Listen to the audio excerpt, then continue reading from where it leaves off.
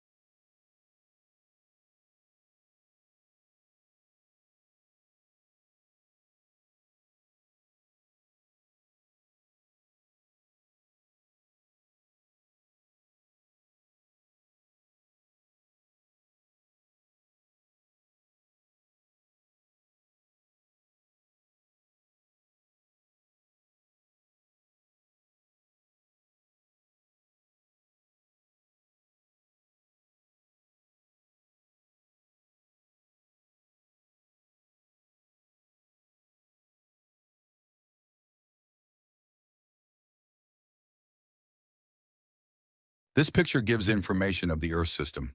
We can see the celestial system has the Earth at its very center. The Moon is the nearest celestial body orbiting the Earth. Then the Mercury is the second nearest one, whose orbit is a larger circle than the Moon's.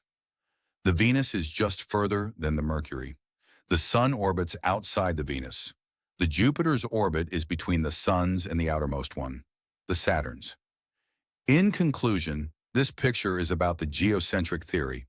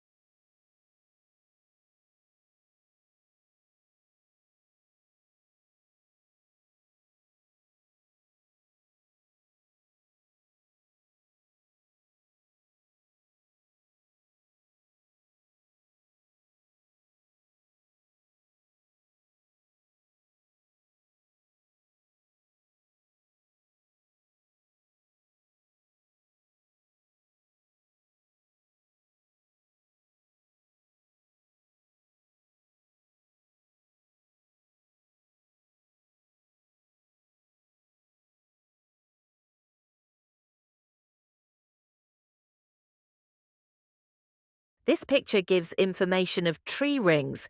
We can see there is a tree stump on the left, which is thin in diameter and has dense rings on its cross-section. This indicates that the tree grew in a cooler climate with less rainfall. It is a tree stump on the right, thick in diameter, and it has sparse rings on the cross-section. This indicates that the tree grew in a warmer climate with more rainfall. In conclusion, temperature and rainfall are factors influencing how fast a tree grows.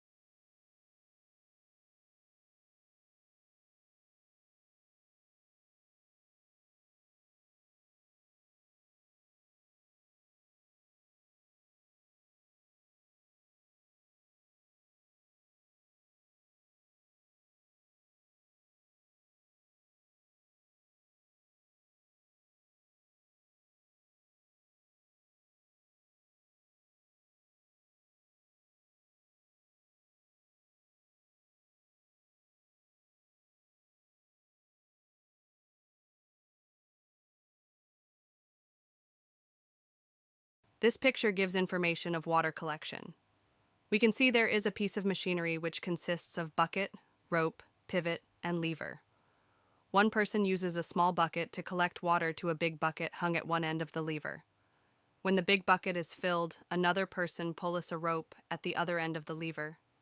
Then the lever rotates around the pivot in the middle of it. So the big bucket is raised by the lever, and thus the water in the bucket is also raised. To sum up, the graph tells about water collection.